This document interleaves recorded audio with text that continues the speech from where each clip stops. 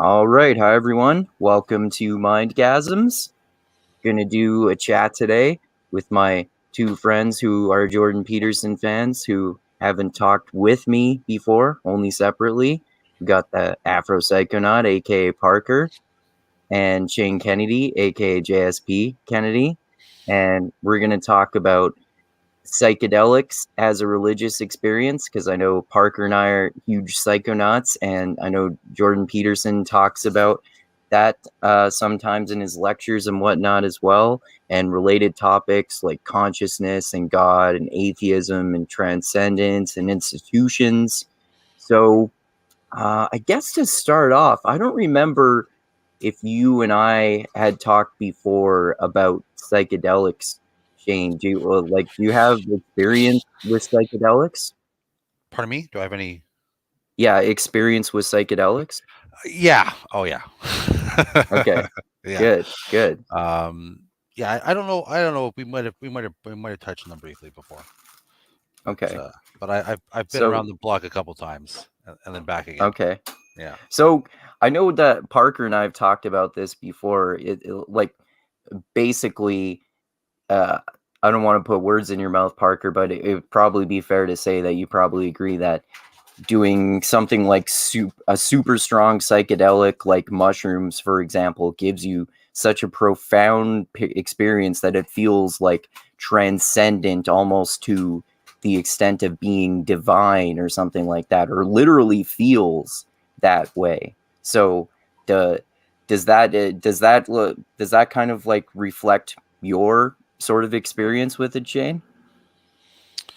Um, I mean, there's definitely that element to it.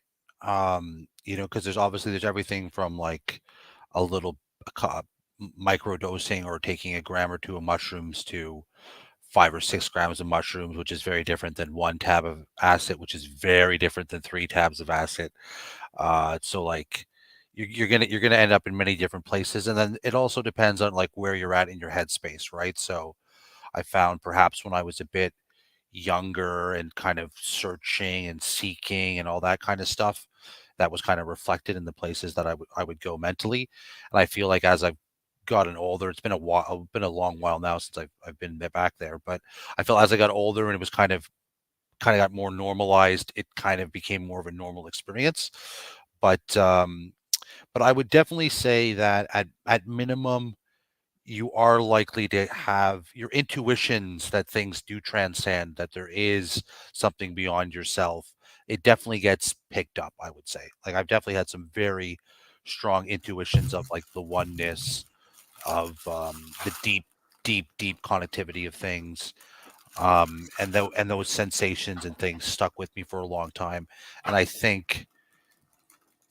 I think in hindsight, like once you kind of establish that everything's one, it's kind of only a matter of time before, at least for me, before you realize, well, that has something to do with what people have been talking about as God. And then when you start pulling on that thread, you're like, well, what have people been saying about God? And then if you're lucky, you find Jesus. And if you're not, then, well, at least you're kind of halfway there. So, Yeah. Yeah, the I know for me, I would say the second time I ate mushrooms in particular was the strongest sort of transcendent experience that I had, that felt like I was experiencing what people would call the divine. And I felt for at one point that I was literally, it felt like I was literally feeling the interconnectedness of all things, and I was literally feeling the consciousness of all conscious creatures that ever have existed, that do exist, and that ever will exist in the entire universe. And it felt so incredibly profound. Um, well, what was it? What was your experience like? That was good. Would you say is some of like the most transcendent, Parker? In all honesty, the most transcendent experience I've had wasn't even on mushrooms. It was actually with DMT, and Oh, okay. it made me. It reminded me of a theory that I heard from Michio Kaku, which was we only really experience this form of reality because all of our cells are vibrating at like this frequency. But DMT, you'll experience the same room, but it's almost like an episode of Family Guy where like Brian and Stewie went through the multiverse, and you'll experience that room in like 5 or 6 different layers if your eyes are Right. open. And then if you actually close your mind, then you realize that like you start thinking about like, I'm thinking this, but like, where did that thought come from? Like, what's the thought that led to the thought? And then that's when you start going, okay, so maybe I am just like this passenger on this big ride. Maybe there is something that's divine behind me, but you experience this through different forms of reality, and you're actually seeing that as you're going up and down through these layers of what you would call real. And then you realize all of them are real, but at the same time, you're not experiencing them all simultaneously. So it's kind of like Mm-hmm. you're aware of your subconscious the most that you'll ever be, but at the same time, you also have this distance from your self-conscious because or your subconscious because you'll experience it almost like an observer. So I think that DMT is the most intense of all the psychedelic experiences you could have because it's kind of like it makes you realize how layered you are as a person by you actually seeing those layers. And it actually like it's a psychedelic and it is actually a hallucinogen, but the hallucinations that you have a lot to do with the layering of your thinking at the time and how deep you want to go with each one of those thoughts. Mm-hmm. Yeah, for sure. That, and I know, like for me personally, I would say I'm still an atheist, but something like that experience especially makes me understand more than anything else, more than any intellectual arguments I've seen or conversations with people, why people choose to believe in God, because that's such a strong experience, I would say. So yeah, I get what you're saying in terms of that, Shane.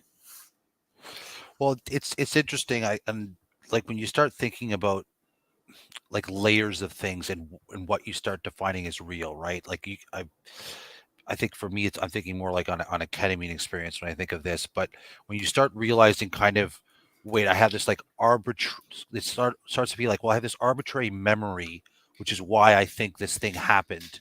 And I can kind of like reanimate it by bringing my mind back there, which kind of breathes a new reality into it. But I know less, like a certain amount of that is what I'm bringing back to it as opposed to what it's carrying forward to me. And then so then you start to think about, well, I don't know if I'll do this justice, but when you start thinking about, well, in a manner of speaking, I'm like a biological extension of many other lives. And like, so in the same way, I kind of have a hazy recollection of my past.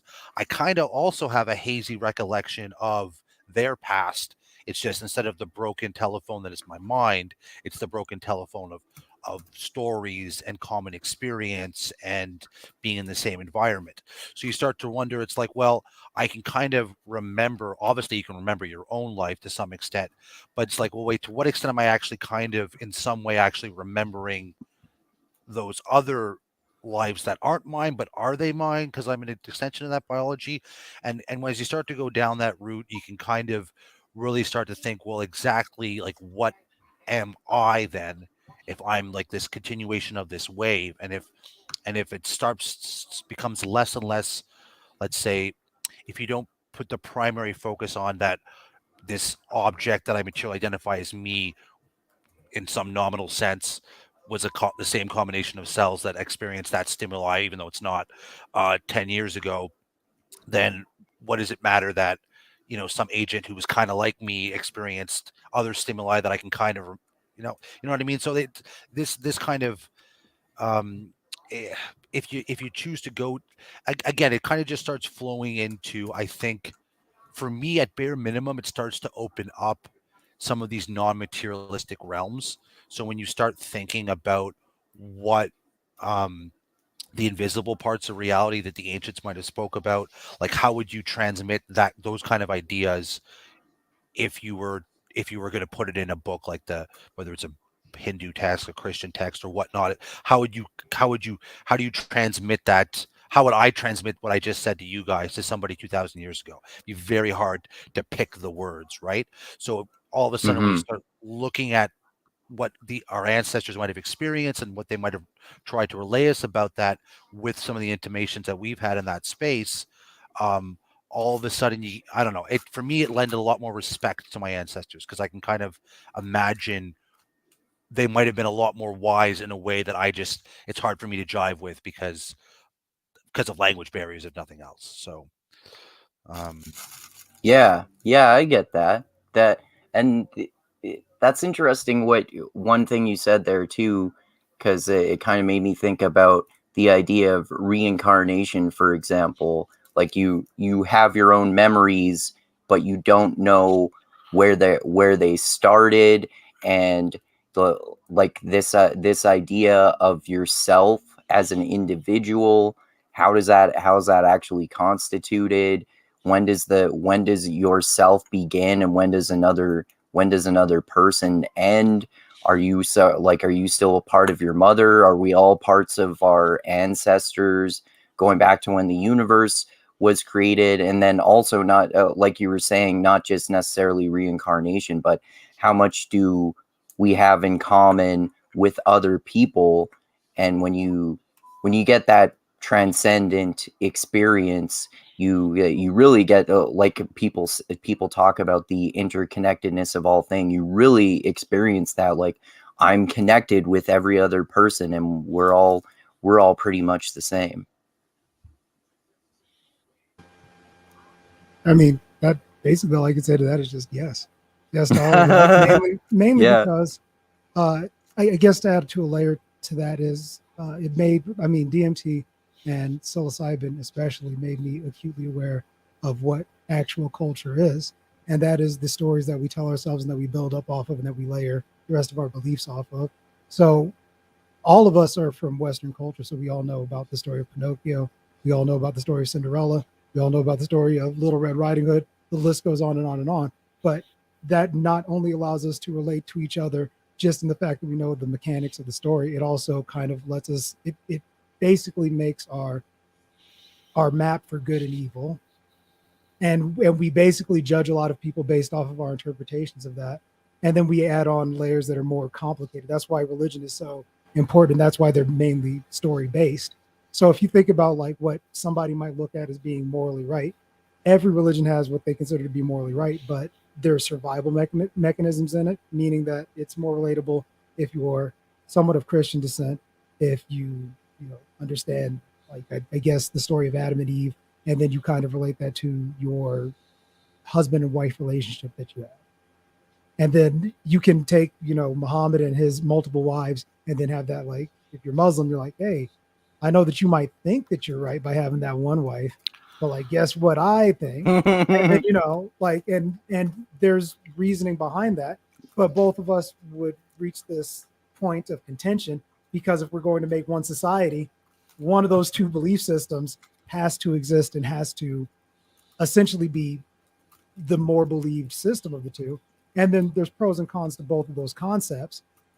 But the whole reason why we look at the things the way we do, and the whole reason why we have conflict, is because we have those stories that we built our societies on. And then when those two stories clash, that's when it goes, well, who has the better story? Before we did war, now we, basically bitch at each other online. Or if there is war, we like do it in some proxy kind of thing. And then we go like, like, this side stands for freedom, the other side stands for what's not freedom, like now. And then it all becomes arbitrary. And that's just and like, that's how you sell wars to American people, because we're very like just polarized like that. And we like it that way. I mean, it's entertaining. It's great, because if you want to know how American society works and why Donald Trump won, is because he did kayfabe. He did WWE shit, right? But he did it in the political realm. So if you do WWE shit and you're like, yo, I'm your hero, I'm The Rock right now, I'm the only dude that can take on the Undertaker being like whatever political system, whatever. Like, all of that is based off of storylines.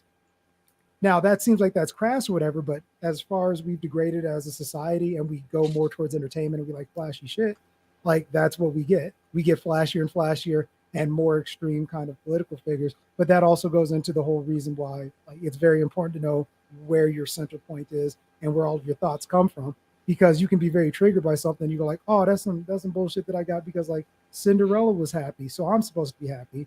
And like, there's all kinds of different bad consequences to not really understanding why a story is necessary. But stories are so important that whole religions are built around stories.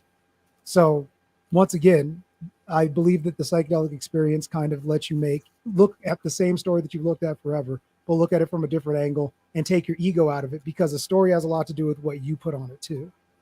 So if you're putting a lot of things on a story, and it's like we had originally said, Shane, you had said that it's a lot of where your mental space is. Well, that's the starting story. So when people have a bad trip, you had a bad starting story, and then you continue to build on that bad story. So if you have something that you have to deal with, I believe the psychedelics can be your prison, but it can also be your playground, depending on which way you state it. So, like for instance, if you've gone through something really deep, like you have a tarnished relationship with your child or something like that, you might be able to get out of that with the psychedelic experience. But if you haven't dealt with the guilt and the shame, then all that you'll do is you'll become more guilty and more shameful of what you did. And then you'll just go, this is a bad experience, because you just layer more of that on, and you have more material to give a more intricate and even worse story than you did before. So it's like a double-edged sword. It all depends on which way you want to play with it. Yeah, and also I think it's interesting in terms of psychedelics and religion. There sort of seems to be a two-way relationship, because a lot of people have talked before about how religions might have been and almost certainly were inspired by psychedelics to some extent. Like, you take psychedelics, have this transcendent experience, and then you construct this story around it, which becomes a religion. But it could be the other way too. Like, you form these stories based on your beliefs in older cultures, and then you have psychedelic rituals as that becomes part of the ritual of that religion, and then it enhances your understanding of the religion, as long as you're in the proper setting too. Like, people always talk about the proper setting, like you guys both mentioned in terms of psychedelics. And that's one of the problems with what tends to be the modern use of psychedelics. If people are just doing them with their friends, it's easier to have a better trip than it is when you actually do it in this detailed ritualistic practice where you're doing it with your local community and you all have the same sort of shared goal. I mean, that's where Catholicism, they used to think that I think they use sage now to fill the room with the dust, the back and forth with smoke. They used to be filled with sativa, man. That's where the hymns come from. So that whole entire experience was just people just like chilling in the temple, just getting high as shit and just going like, yo, man, like, we all see God. It's like, are you seeing this? Like, that's why they have such vivid imagery as well in churches. That's why, you see like the stained glass and everything like that. All of that came from, it's like, yo, this is a place where you can trip out. You'll experience God. And I'll be real, like, we should maybe bring that back, because I'd go back to church if, I would like trip out a little bit. They'd be like, yeah, Jesus, you're yeah. Oh my God, I could look at the back. The crucifix is coming alive, bro. Yeah. Shane and I have talked about that a little bit before, actually, because I think you've talked before, Shane, about how one of the aspects of your the Orthodox Christianity that you follow is it has some of those same, like, really deep and elaborate ritualistic practices, sort of similar to the ones in Catholicism that Parker was mentioning, right? Yes. Yeah. I mean, well, Catholicism and Orthodoxy were the same thing for about 1,000 years, if not 1,400 years, depending how you want to exactly define the split date. I mean, like, the role of the shaman in society, like the one who goes out and experiences things from that are more on the fringe. So, like in Peterson language, the shadow or the unknown, and you're bringing back the knowledge. And I don't know if you guys follow Peugeot at all, but like things from the margin that you're bringing back into the center, like that's always been a role, and I'm not going to bother trying to translate it into how that exists today, but that was definitely a place, right? And I definitely believe that there used to be more rituals and more of a structured interaction with that space as a society, or even as like a body, like as a like in the sense of body politic, or in the sense that the church is also a body, right? Or a collective of people is a body. So that body would have a way, like whether it's the Greek once a year thing where everybody got high on the mushrooms, or the Jews have that one day a year where everybody gets drunk and kind of parties, right? Like there was ways to kind of interact with that more. So being somebody who regularly engages in liturgical worship, and understanding that it's the way that we do it is ridiculously similar to how it was done right from the beginning, like 1800 years ago, I can both imagine some people doing it high, but I can also imagine how hard that would actually be to ever have been a widespread thing. Because on the one hand, I could see it driving really well. On the other hand, one thing I've noticed is that there's this. Have you guys heard of Gnosticism? Yeah. Like so. Turns out a lot of the early church writings. This is what I've learned in the last couple of years since I've started to learn a bit more about Christianity. A lot of the early church writings, they're basically writing in response to specific heresies. So we don't get like, hey, this is what we believe and what's important. We get like, yo, dude's going off the deep end in this way. Let's like say why that's wrong. And then you have a series of that happening for hundreds of years, right? So the Gnostics, there's a varieties of it, but the Christians were usually didn't like people who were really focused on lack of incarnation.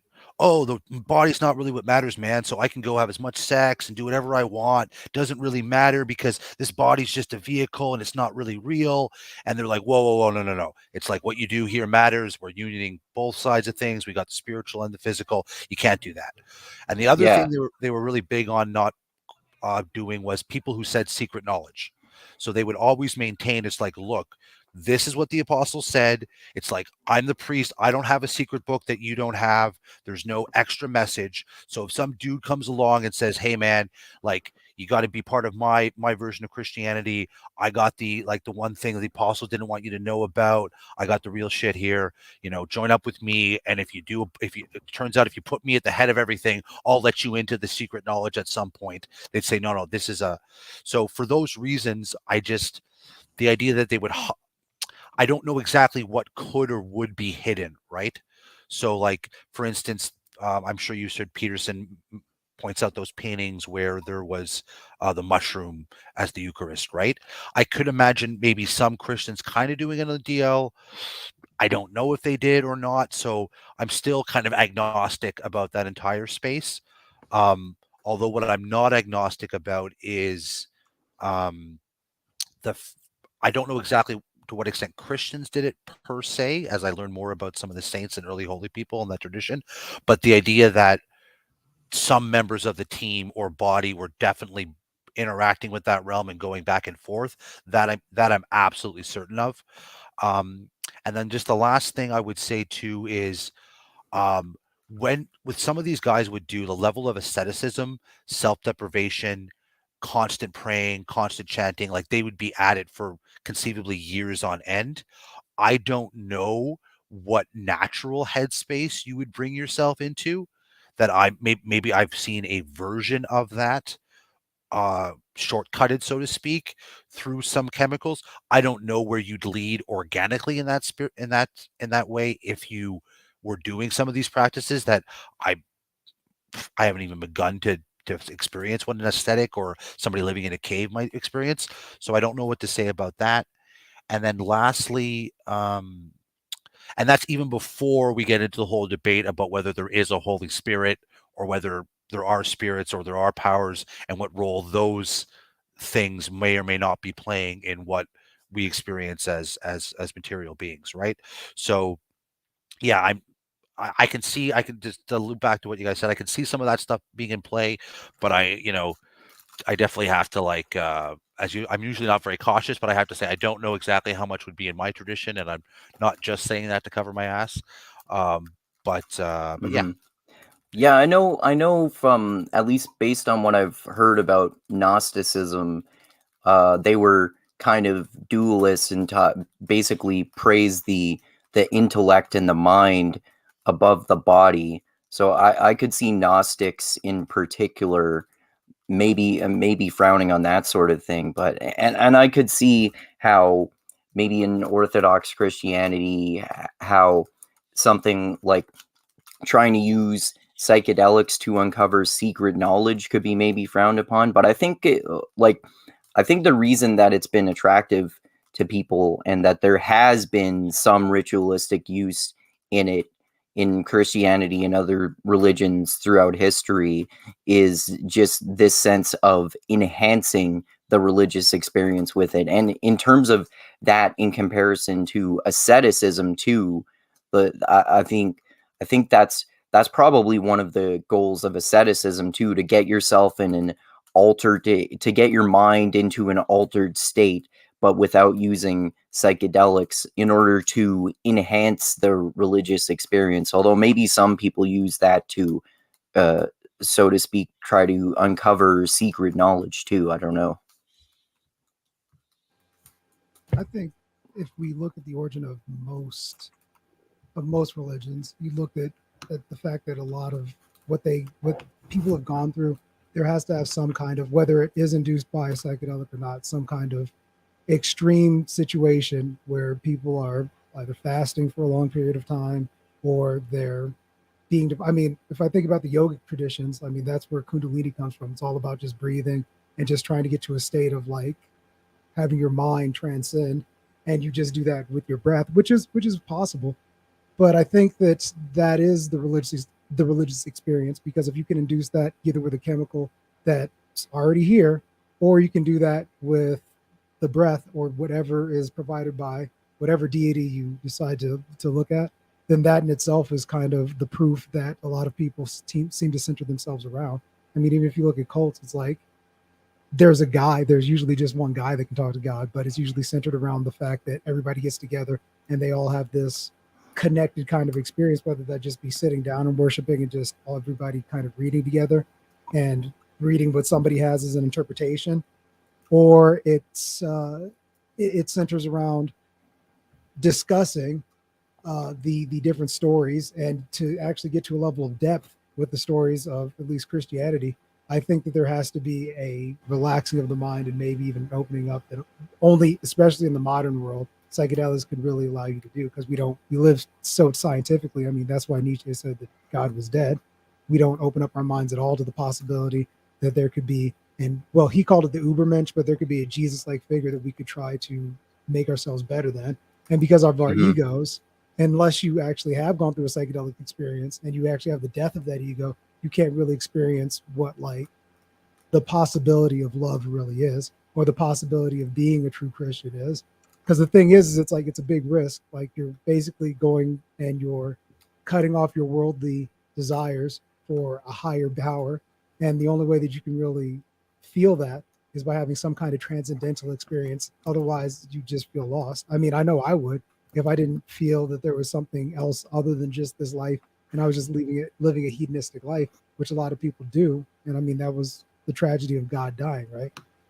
So, I mean, you might need psychedelics in a certain way, or some kind of transcendental practice, whether that be, I mean, Muslims, they're big on fasting. I mean, that's transcendental too. If anybody has ever done a fast that lasts longer than like 7 days, and I've done it before, things get thick, man. You start having some really strange thoughts. You start going like, maybe like food isn't even really necessary, man. Maybe I can just, and like, no, seriously, you'll have those thoughts, and you'll be like, yo, man, this is so transcendental. And you'll be like, I have so much energy. And then, I've never gotten to the point of collapsing, but it's different, and it does put you in a different spiritual place. Like, you almost even feel like the desires of the things that you want. Like, a lot of people might have addictions. Like, I've given up a lot of things cold turkey and then just went on a fast, and trust me, you have a whole different idea when you don't even eat food.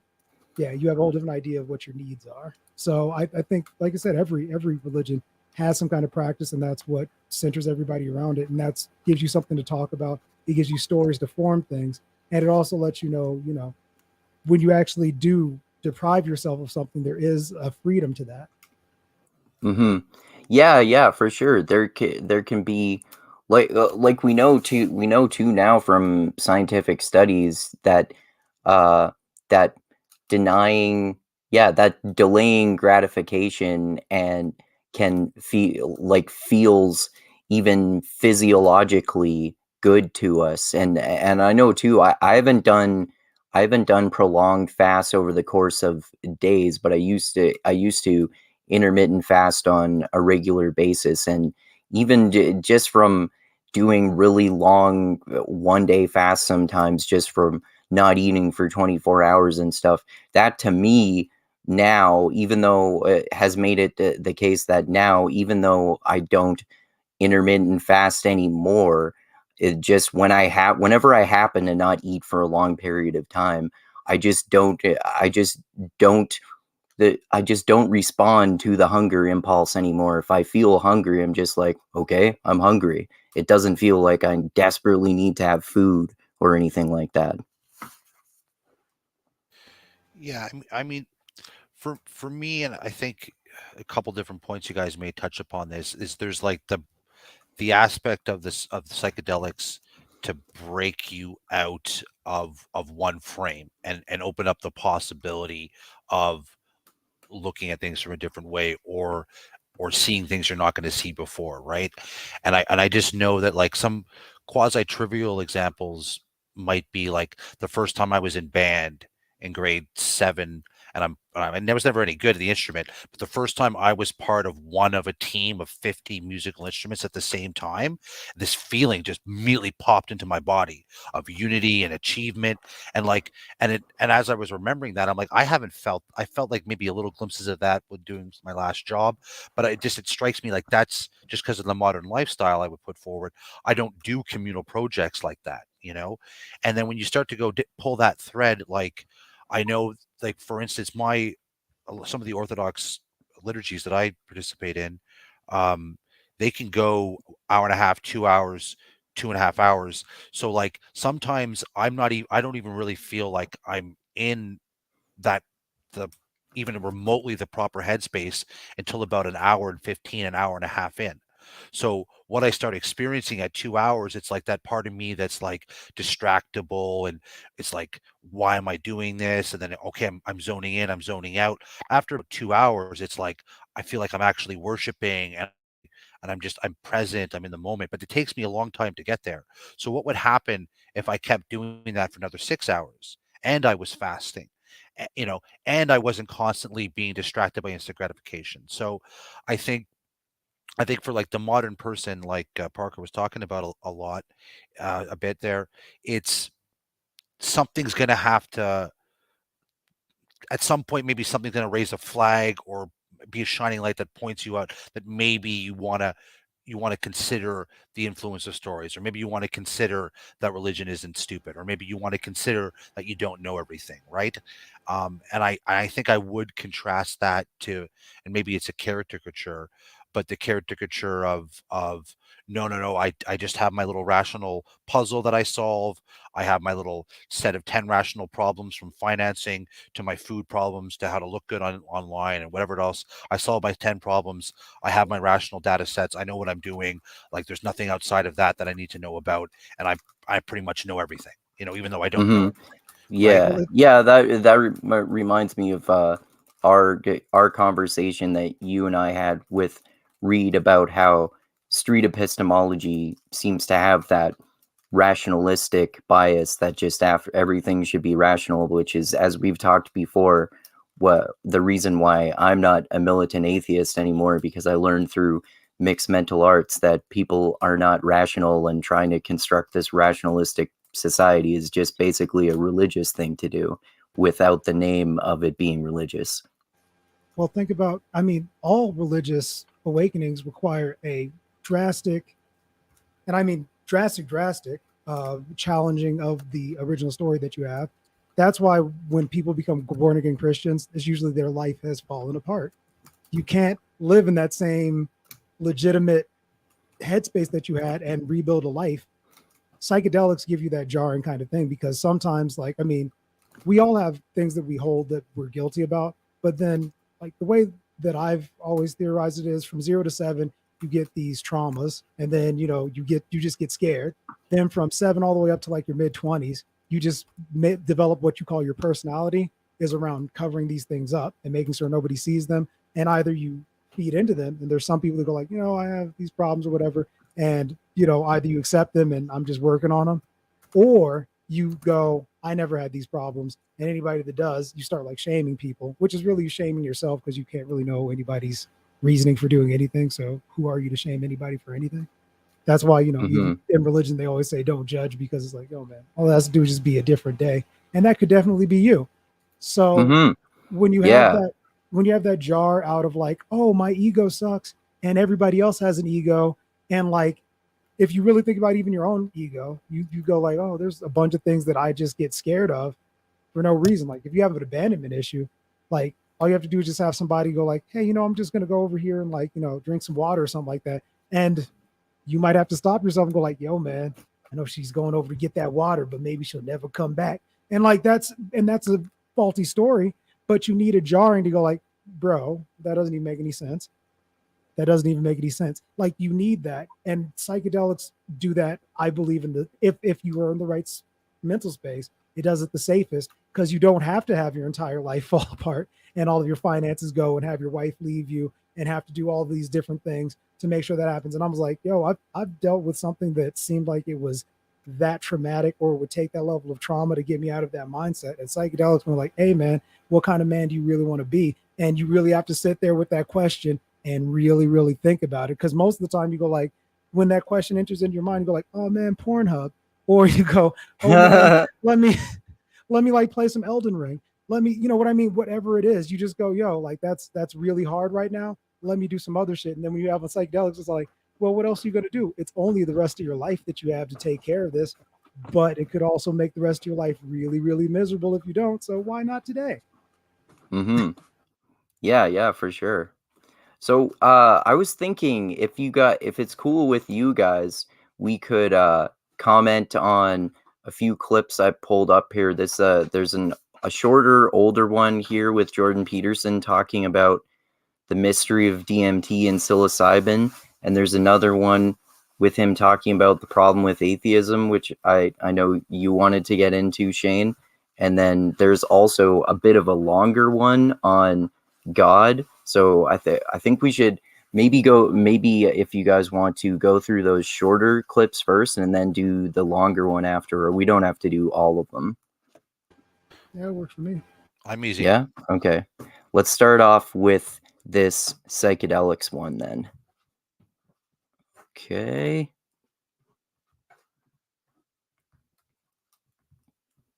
Go. Oops, I clicked the wrong button.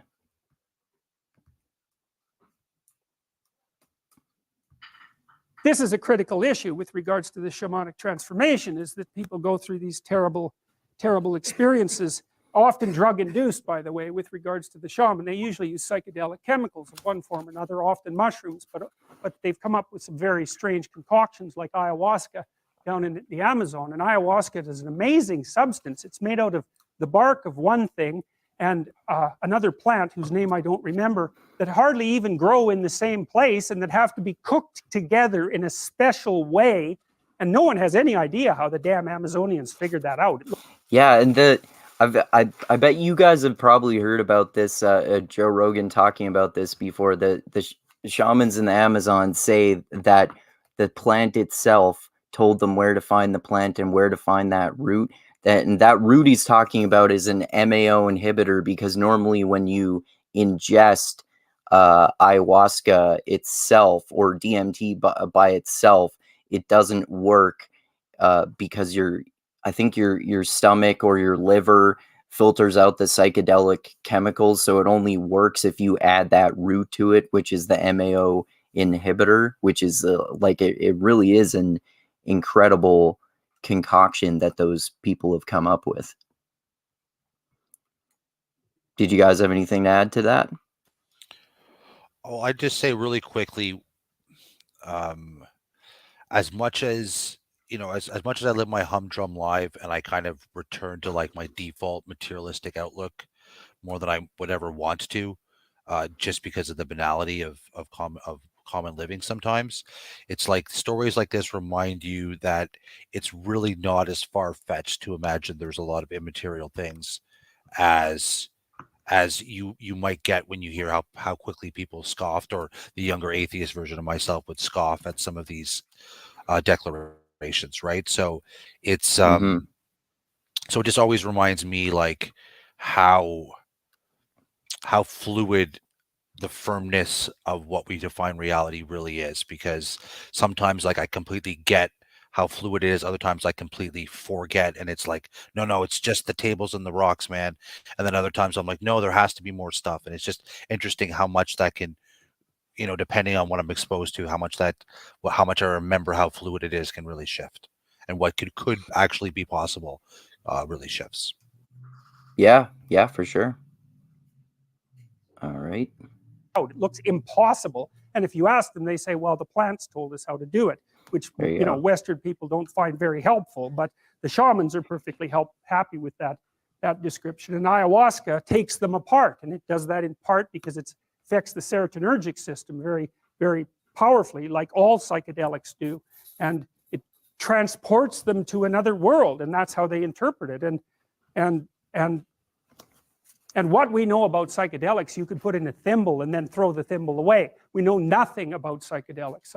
There's new experiments going on at Johns Hopkins, for example, with psilocybin, which is part of this active chemical in magic mushrooms. Same structure, basically, as LSD and mescaline. And all the real psychedelics have basically the same structure, except the one that's derived from Amanita muscaria, which is called muscarinic acid. And it's its own weird thing that no one knows anything about. Anyways, they have profound neurochemical effects in very small doses. That's the one. That's the one, the Amanita muscaria mushroom that Joe Rogan has talked about before, where apparently if you drink your own pee, it enhances the psychedelic effects of it. And apparently, some people don't get the psychedelic effects from it unless you also drink your own pee.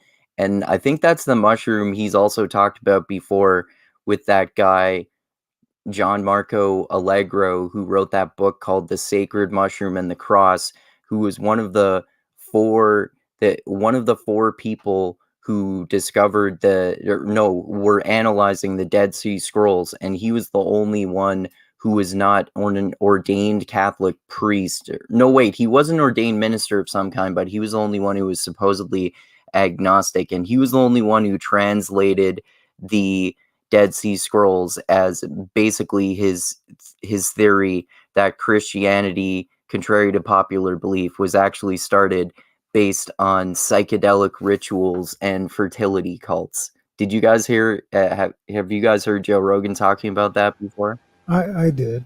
I mean, it makes sense, and I mean, almost all of it makes sense, even the psilocybin thing. Because what I was thinking about was, you actually increase the amount of communication within your brain when you actually take psilocybin, but the only way that like trees and plants communicate with each other is with underground mycelium.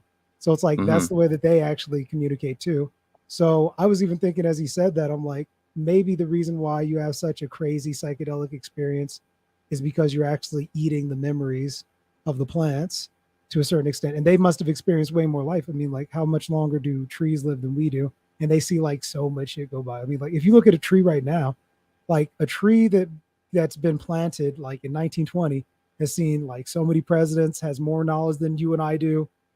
And like, honestly, if you were something else other than a human, you'd probably think we were really silly, because it's like they basically want the same things. They all want this weird thing called happiness, but they like all have these arbitrary things that they do to separate one another. So why not just eat like the brain of a tree and go like, yo, man, all of this shit is really silly.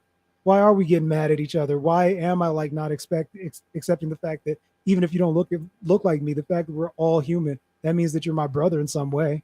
I mean, that's the way that it is. You're my brother, you're my sister, you're whatever. We're like all trying to just share this planet and have our own form of happiness. And I shouldn't really shit on that. And you shouldn't really shit on it. But you kind of need mushrooms to actually do that. And I think maybe that's like a phantom memory of maybe even like the communication. And mushrooms aren't really plants. They're closer to humans than they are to being plants. Yeah, exactly. So it's almost like brain matter. It's almost like the brain matter to think that trees and plants have is the mushroom. And it's like we get a lot of nutrients from organ meat within animals, right? Like those are supposed to be the most nutritious parts of the animal. Maybe mushrooms are the most nutritious part of the animal kingdom, or not the animal Yeah. kingdom, the plant kingdom. But just a thought. Yeah, that's a really interesting hippie thought that you get from psychedelics, the like examining the idea of consciousness too, and thinking like, okay, well, this tree, what if the tree could be conscious, man, and if it has the memories of everything that it's consciously seen, then like you said, it does have way more knowledge than any other human, and if you get into this idea of the mushroom being more similar to a human than a plant, then are you, when you're taking mushrooms, are you sort of experiencing the mushroom's memories kind of similarly to what you were saying? That's definitely a very interesting hippie thought. What do you think about that, Shane? I'm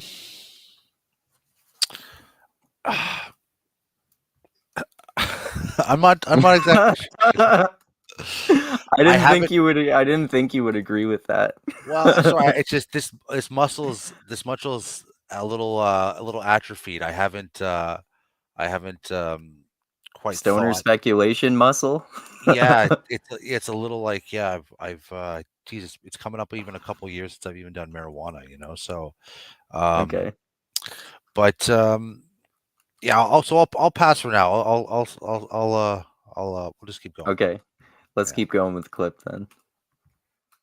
And the research group at Johns Hopkins has given psilocybin to research subjects, purified psilocybin, because they started the new experimentation with psychedelics, and that's been banned for like 40 years because psychedelics were so terrifying to our culture that we just put them away. It's like, whoa, no, we're not going there. And so even from a research perspective, and even though some of the psychedelics look very promising for the treatment of disorders like alcoholism, they recently used psilocybin to help people stop smoking down at Johns Hopkins, and I think they had an 80% success rate, which is just like, that's just absolutely mind-boggling. And so, but if you give people psilocybin and they have a mystical experience, which is very common among people who take these sorts of chemicals, then their personality transforms permanently, such that 1 year later they're one standard deviation higher in openness, and openness is the creativity dimension. And that's, I had that in particular from my first mushroom experience in particular. I remember too, for like a year or maybe a year and a half after I ate mushrooms with my friend, I woke up feeling like every day was awesome, and I would hug everyone at work. And when people asked me how my day was, I would say awesome, and I would actually literally mean it. Yeah, last time I did Peterson's personality test, I was in the 99th percentile or 100th percentile for openness, and I'm just like, I really wish I could go back in time and do it at 16 and see where did I begin. But that part's definitely true. Also, the mind shift part's definitely true. Like, I've definitely experienced several key times. For me, it was more like I guess no. I think all the drugs they allow you, and Parker was talking about this earlier.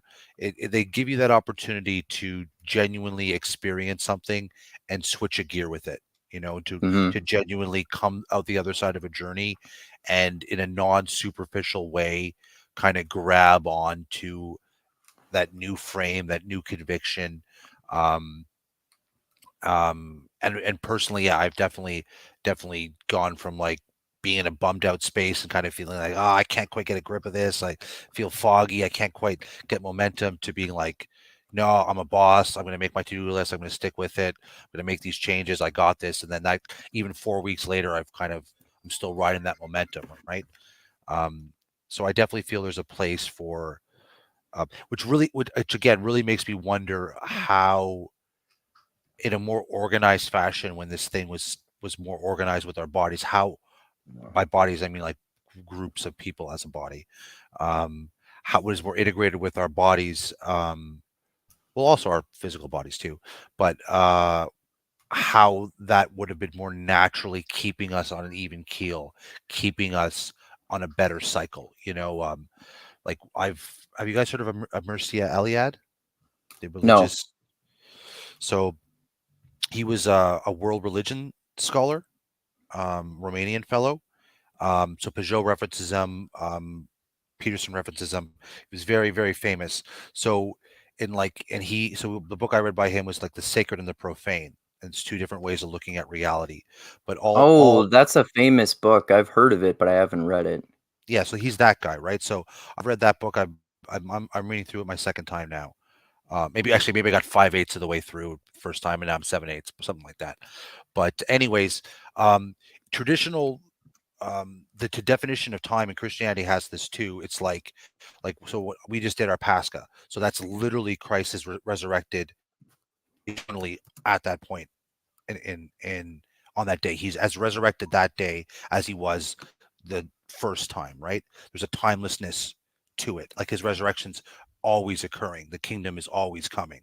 In the traditional culture, like he always does the Marduk thing, right? Where were you a good Marduk this year, bad? So each year was a reset and a new cycle of the pattern, right? So in the same way that you can, on a personal level, go to that dark place, confront that thing, come out the other side saying, okay, I got a new way to think about that shame or this thing I want to adapt.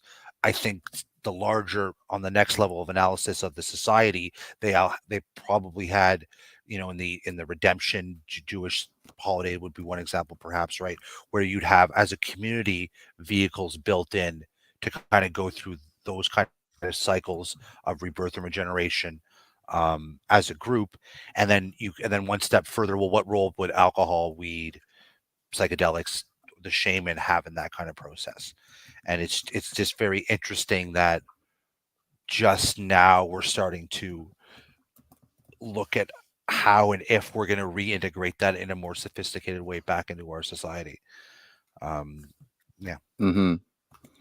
Yeah, people have talked about that a lot lately, of course, and because societies have become more secular, and as Nietzsche talked about, as you referenced, Parker, with the death of God, societies are becoming more religious, so they're going to fill that with some other way, and it doesn't seem to work out as well, which I maintain is a reason why psychedelics can be one of many sort of things that you can use as a replacement for a religious practice if you think those sorts of things are worthwhile, which they are for at least most people, but don't want to go to church or something if you're someone like me. And then you can do all these other practices like we've talked about too, that you can sort of use as replacement rituals like meditation and fasting and those sorts of things as well. Well, I think the biggest thing that you kind of miss out when you don't have an organized religion is you don't have the community that comes with it. Mm-hmm. And I believe that we're more isolated than we ever were. And having psychedelics kind of let you know that too. I remember I was very much so, as far as being open goes, my lack of openness came from, I don't like to keep my circle small, even if there are people that are worth knowing. Like I tend to, I'm like, you're at a distance kind of thing. And you need to know that just because somebody's new doesn't necessarily mean that they're an enemy. And we seem to do that now. Like the biggest thing that I see about the lack of God is that we now have subjective reality instead of objective reality. Because it used to be kind of like, let me be a good person so I can make it to the ultimate heavenly realm. Now it's let me do what I need to do for me, because ultimately, my happiness is the most important. Which I dislike that concept of being happy, because that's messed up a lot of people. Like happy is a moment, happy is like a few things, but happy isn't supposed to be maintained. It's life isn't supposed to be that way. That's one thing that I thought was interesting, that was one of the moments I liked actually with that debate between Jordan Peterson and Slavoj Žižek, in which they agreed that happiness is a stupid goal in comparison to just meaning instead. If your goal is finding meaning in life, then you can end up being happier as a byproduct, which of course existentialists talk about a lot too. And that's also why my favorite nonfiction book is Man's Search for Meaning by Viktor Frankl, because he talks about how he was a Jew in the concentration camps in World War II, and he basically made it the case that the Nazis can control everything about me except my mindset, and I can try to pursue some sort of meaning in life, and that's the one thing they can't take away from me, which is why I think it's so much more important to pursue meaning than happiness, for sure. Yeah, there's a lot of parts in Christianity are like that. Like in the daily prayer, when they say, "Give us our daily bread," part of what that's getting at is God's already provided you with the love and acceptance and the things you truly need. He gives you freely if you're willing to accept them. So that frees you from having to long after or need anything outside of yourself, right? And then he also says, "Seek me first, and all these things will be added."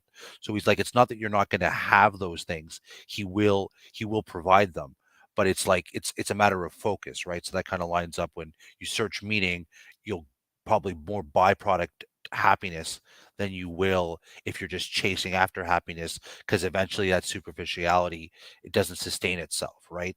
Um, but and then there's obviously the book of Job is a big lesson on, well, there's a couple different things going on there, but definitely one of them is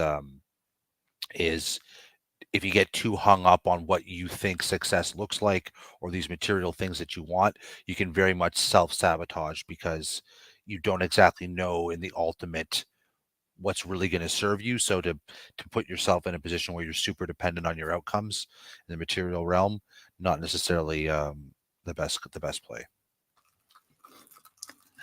Yeah. Even if you think about that within the material realm, it can be true too, that you don't know how things are going to turn out, and maybe your happiness you can end up being happier doing things that you had no idea and no expectation whatsoever of doing that. And that happens with a lot of people. Like for example, my life has turned out very differently from the way I would have expected it when I was a kid. Like, one of the major ways that I've talked about before is that I am a tutor now. So I teach people, even though all throughout school I hated learning, because I associated learning with school, and I hated school because school was fucking boring. So it wasn't until I was an adult that I discovered that I can love learning if I learn about things that I'm interested in. And I didn't expect to be a creative person and like writing and stuff like that. And I also didn't expect to do like an extroverted type of thing and start a YouTube channel and do podcasts with people, especially since I've been such a huge introvert my whole life too. And like I said, those sorts of things happen with people all the time. And I mean, the meaning is what drives all of us. I mean, like that's what should get you to work. That's what should get you towards the larger goal. I mean, that's why God himself was, well, him, her, whichever way you want to go about it. I just hope that you are searching for a higher portion of yourself. But that's what we're all trying to do. I mean, like, when you think about the layers of what your responsibility are, I also enjoy that religion gives you that, even though like it took a psychedelic experience for me to realize this. But you take care of yourself, not for yourself. You take care of yourself so when you are called, you're in the best physical, mental, and emotional shape. So when people need you, you should be, and this is my favorite Jordan Peterson quote, the most reliable person at your parents' funeral. You should be so ready that when the mantle is called onto you, and is going to, it's just a matter of time. I mean, that's what I love about Christianity, because like the time is coming, and you're going to need God. There's not an if. You are going to need this dude, okay? So prepare yourself, accept all of his lessons, because he's preparing you for something better. You need the humility, because life's going to get hard and it's going to hit you when you least expect it. But you need to take the days that you have that are nice and simple and are just easy. You need to make sure that that's preparing you for the day when you're called upon, because there is going to be a time when you will be called upon. Yeah, that's Okay. that's the parable of the women waiting with the oil lamps, right? And then the bridegrooms comes by, they're like, oh geez, I just need a little bit more oil, like I didn't get that ready. And they come back out and the bridegroom's gone. They're like, oh, am I shit out of luck? And God's like, yeah, you're shit out of luck. It's like, it didn't matter that you were ready the 80 other percent of the time. It's like when you actually needed to be there, you weren't there. And there's no sugarcoating it, right? So there is that, definitely that aspect of reality. It's funny to see how some of these intuitions that we'll have in one place, how it gets coded in a different place, right? I've always found it very interesting, having approached the Bible much later in life, and then seeing so many of these things that I figured out or tried to learn. It's like, oh, it's there, but it's coded this way, or it's put into this pattern, but I meant it over here. And anyways, Okay, where the like I guess I don't agree that you need God for that or anything like that, because like I was talking about, I think you can get the same sort of benefits in a lot of different ways. But I agree that you it's good to have those sorts of things and be able to, like, especially like you said, Parker, be the most dependable person at your parents' funeral. And just it's just that's one of the good things just about self improvement in general. Like, always, it's why I always try to learn and get smarter, and then also always work out and try to follow a healthy diet so I can improve my body and my mind. It's not even like, it's similar to pursuing the idea of pursuing meaning rather than happiness. I just do those things because I enjoy doing those things, really, more than anything else. I enjoy preparing for this thing. And as kind of like a side effect, if I'm ever in some sort of disaster situation, or there's a car accident, and I have to pull someone out of a car, or I have to lift a car off someone or something, that with the aided adrenaline, or I'm in some sort of challenging intellectual debate, or I'm writing a complicated philosophical paper for a magazine or something, then I can do those things.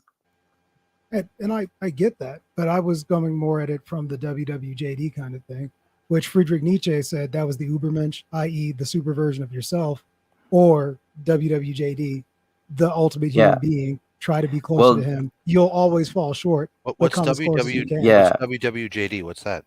What would Jesus do? How do you not know that? Because A, I'm not American, and B, I'm not. Man, there was. Dude, I've heard that here in Canada plenty. Yeah, but even though like, I'm not religious or a Christian, I agree that Jesus is a very admirable figure, and he's a good role model to follow. I literally have a picture in my office that says, "What would Jesus brew?" So like, yeah, no, I'm very much aware of this. It's just not the acronym. Caught me on the acronym. Okay. Oh yeah, that's an American thing, man. We were selling bracelets and everything. So I definitely heard that here in Canada the whole time I was growing up too, for sure. Though it's around, like the age-old question: what would Jesus drive? Yeah.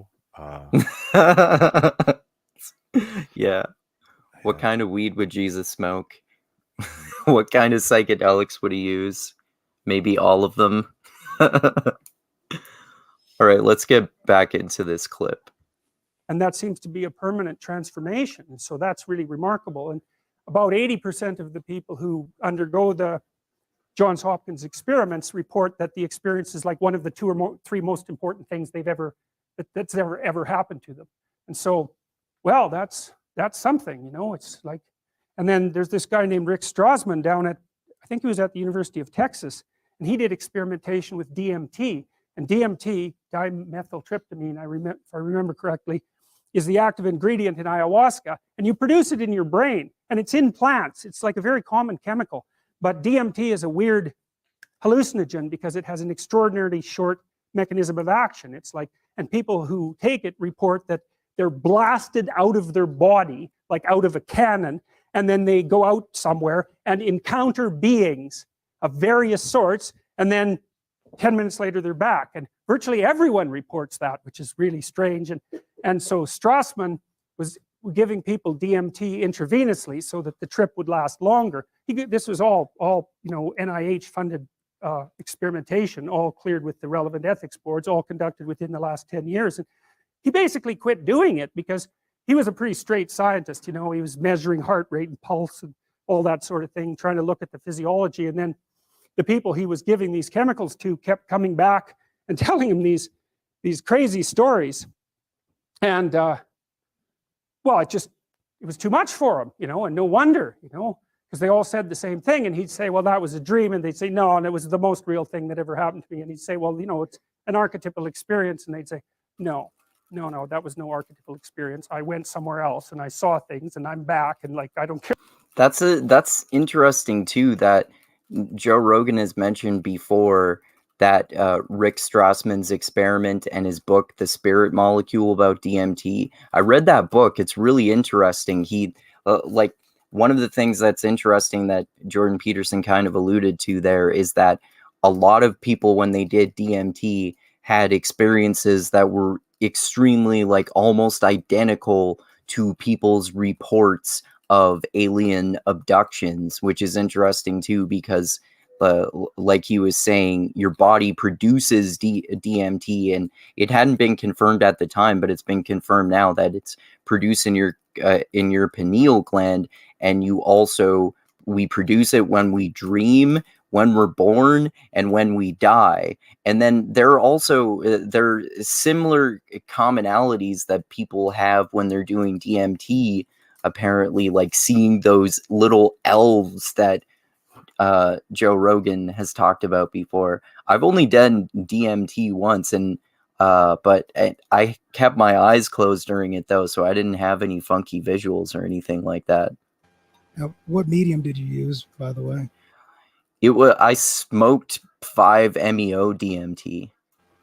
Okay. Well, I took it as a dab, and then I did it kind of old school. And actually, yeah, that's how I did it too. I did a dab, but I did it with weed too.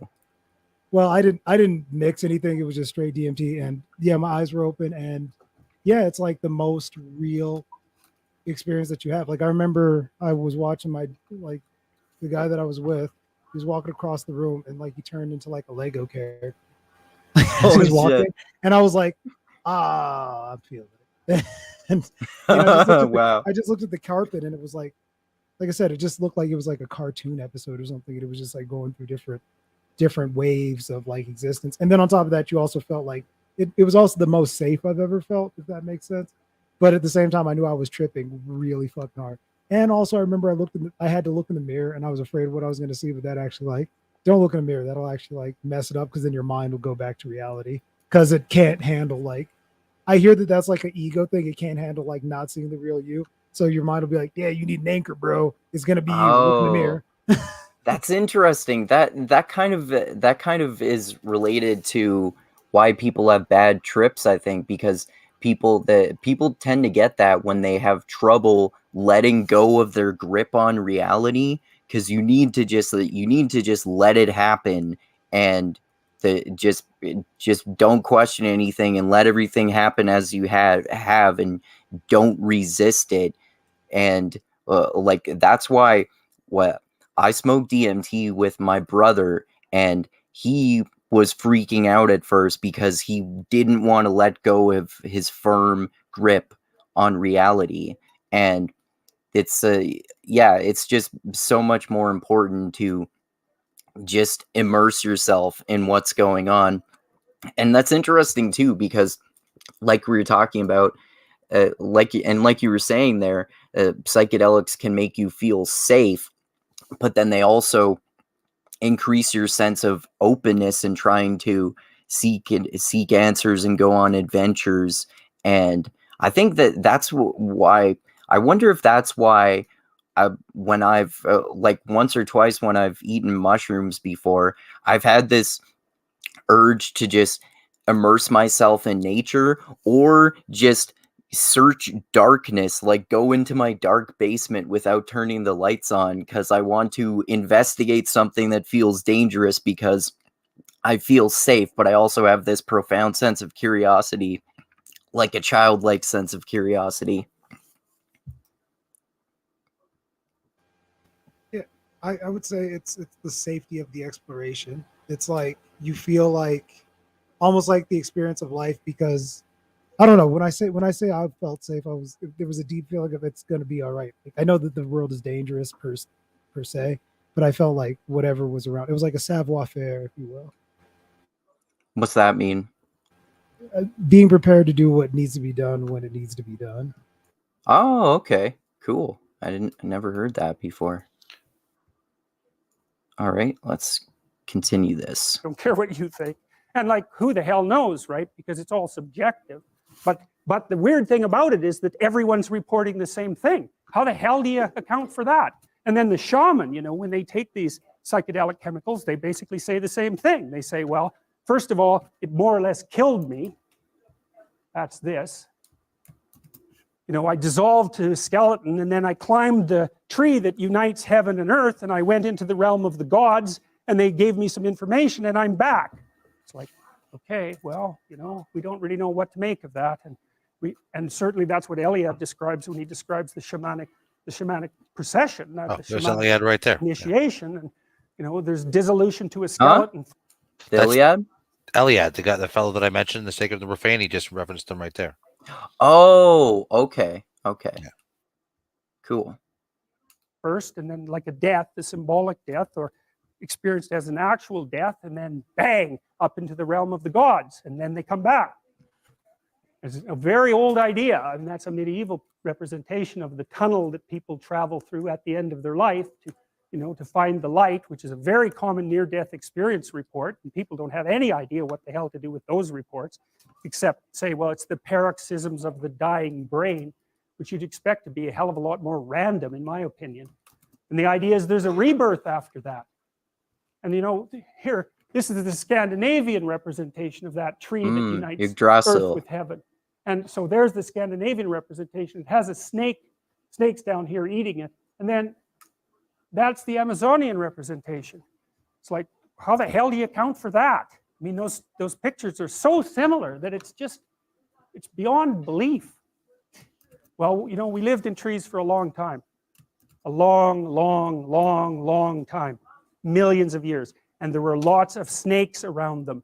And so the idea that reality is a tree that's surrounded by a snake that's in us, man. It's down there. It's deep. And there's something about it that's true.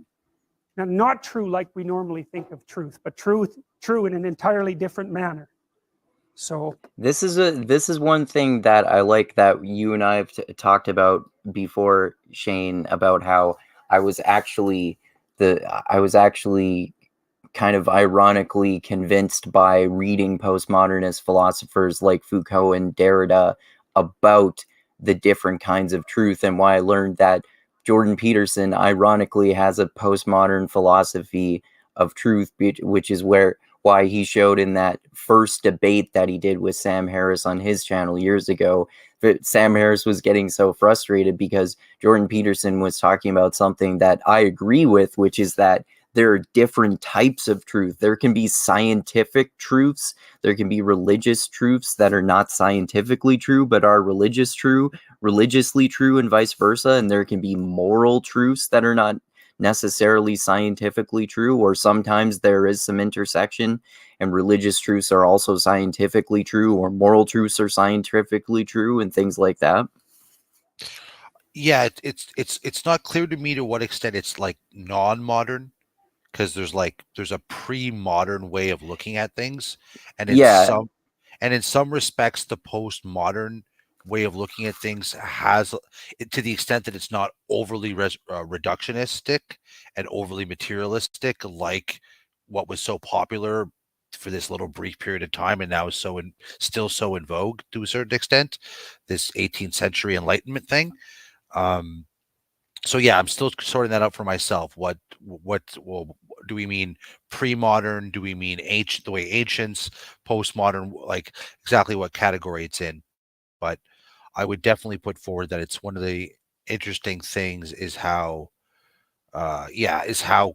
in some ways I'm a lot, even though postmoderns are definitely the enemy, uh, they're definitely the enemy, but they also No, have a lot, Jordan Peterson's a postmodernist. but they also have a lot more in common, perhaps, than some strict reductionist materialists in terms of seeing the world clearly. So Yeah, yeah. it's Yeah, really pre-modernism and postmodernism are extremely similar in some ways, for sure. Yeah. well, they at least explore like a different loci of where you're going to base your frame from, as opposed to it being like prima facie obvious that there's this one frame and we can ignore that there's final causes in the world and and et cetera, et cetera, et cetera, right? And But everyone has preconceptions and biases that they go into analyzing the world, whether they want that to be the case or not. except if it except if it doesn't fit with my current political objectives, in which case you're anti-science for even saying that. And but no, that's interesting. And the other neat thing about that is I was just listening to Brett Weinstein talk to Peugeot over the last week or so, and it's really interesting to see how somebody from such a materialist way can still kind of from the bottom up build up to some of the same conclusions about the different possible ways of looking at things. So even though he's not postmodern, it's funny, you can still kind of get there from different viewpoints. You just might have to do more work to build it within one system than another. So yeah, that's interesting too. I watched that clip from yesterday or the other day or whenever it was from Weinstein and Pageau talking about the evolution of religions, and that's another thing that I learned about through mixed mental arts, which is another one of the reasons that I'm not a militant atheist anymore, because I learned about Jonathan Haidt, David Sloan Wilson, and I always forget the name of the third guy, but the people who are the holy trinity of cultural evolution. They talk about the cultural Joseph Heinrich. Yeah. They talk about the cultural evolution through group selection of religions, and that religions have been around so far and they've evolved to become the way that they are because they bind people together so much, and that leads to functioning societies if people can be bound together and work together as a group and like want your whole society to flourish. Oh, the thing that irritates me about, I guess, militant postmodernism and militant, I guess on the other end of it would be militant religious belief, is essentially like if you go too far on either one, they kind of start becoming really similar to one another, which people start getting dogmatic about things. But postmodernism was all about play. You're supposed to play with ideas. You're not supposed to marry any of them. You're just supposed to play with them. And you're supposed to go, okay, I can play with those ideas, but I don't necessarily have to execute them completely in the world, but also know that people have a certain framework that they're looking at. Mm-hmm. At the same time, they tend to disrespect people's frameworks when it doesn't work with what they want, and they use the same tricks that they use to like bastardize their own belief system, the same thing as religions will. If you look at something like the Spanish Inquisition, I don't think that God ever once went like, yo, man, instead of just like showing people the Christianity is the way by just, being nice to them and everything, it'd be really great if you just started like stomping people in their whole asshole to get people to believe in us. So, and I mean, if you talk to people now about like the left-wing stuff, they'll go like, yo, like beat Nazis. It's okay to be militant. It's okay to be that radical if it goes against our ideals. And a lot of the leftist ideals come from a postmodernist framework, but they've taken it to the absolute extreme and they bastardized it and taken away everything that's right with postmodernism. I still maintain that the left-wing ideas don't come from postmodernism, though. Like a lot of them are the complete opposite of postmodernism in some ways, like ideas of objective truth and that people have objective rights, and there tends to be a materialistic philosophy too, like Marx in particular, which is obviously associated with the far left, is really materialistic, which is antithetical to postmodernism. But I see I see what you're talking about in terms of like lefties or people of any religious ideology becoming just becoming religious about their political ideologies, like how we were talking about with Nietzsche's The Death of God. As people, it seems like people are becoming more religious about their politics to the point where I made a video yesterday about how I talked before about how I've been vaccinated, but I'm against vaccine mandates. And there was a segment on the CBC yesterday or the other day where they were talking about how Trudeau is being investigated by the Canadian Federal Court for invoking the Emergencies Act against the Freedom Convoy anti-vax mandate protesters, and they were basically implying that they were all terrorists, and all of the segments that I've seen on there are about how they're white supremacists and shit like that. But in reality, most of them actually were just protesting vaccine mandates.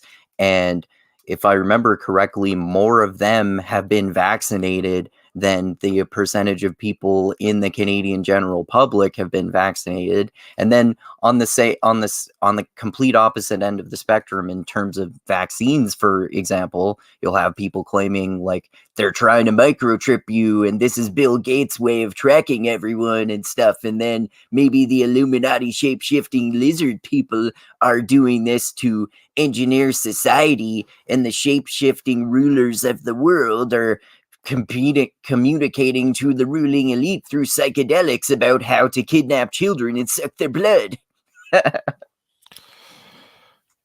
One thing that I've noticed recently, because I've spent a lot of time thinking about why do people use these theories to get what they want? Like, do people really serve what they claim to serve? Do I really serve what I claim to serve? Like, do I actually want what I want? And these kind of questions. And I know Andrew and I have gone back and forth many times. Like, are they postmodernists? Are they not? Are they it's Marxist and compatible with postmodernism? Is it not? And it's something that just kind of struck me in this particular conversation, especially looking at how far recently they're willing to like completely just make things up like whole cloth. I think it's just if you imagine the truth, what you want. It's like you look down, it's like, oh, communism could justify it. I'm a communist. Okay, that doesn't work. Okay, I'm a postmodernist. Okay, that doesn't work. Okay, I'm a neocon. Okay, that doesn't work. So I'm starting to wonder more and more if it's just they're looking around for whatever tool, theory, school of thought. If you're just trying to virtue signal, does it really matter the exact logic behind what you're saying? If all you're trying to do is say I'm part of the group, and if you want power, does it really matter? Like, if this line of logic is going to work to get you the power, if it kind of makes sense and it sounds right, and maybe even makes you feel good while you say it, well, then does it really matter if it's inconsistent? So I'm wondering if it's to what extent it's just like right now, some cobbled together version of postmodern and communism with a bit of underlying capitalistic greed mixed in and blah blah blah. This is some James Lindsay conspiratorial cherry picking tinfoil hat bullshit stuff. No, these are all not connected. Well, but they can be as connected as I want them to be, because I could literally justify my actions with a postmodern point of view, and then that's relativism, though. That's not postmodernism. Okay. This is what I think is like. This is what I think is being said. Like, basically, I think that there is a selfish bent that everybody has, and I think that this is what Shane was going towards. And then basically, you use, because it's not about what you actually believe; it's about which bludgeon you can use to get your point across. So you intellectually just go like, let me just move whatever pieces I need to until it sounds right enough for me to, like, have you ever gotten into an argument with somebody and they just really want to be like right, and then they'll move heaven and earth, of course, so that they'll be like, I didn't say that, and all this. Like, people will do that same thing, but they'll just do it in a grander scheme. So if you look at Ibram X. Kendi, right? I don't know if you guys have ever read any of his work. Okay. Oh yeah. I've read How to Be an Anti-Racist. It's a very terrible book. Okay, exactly. Everything about that, right?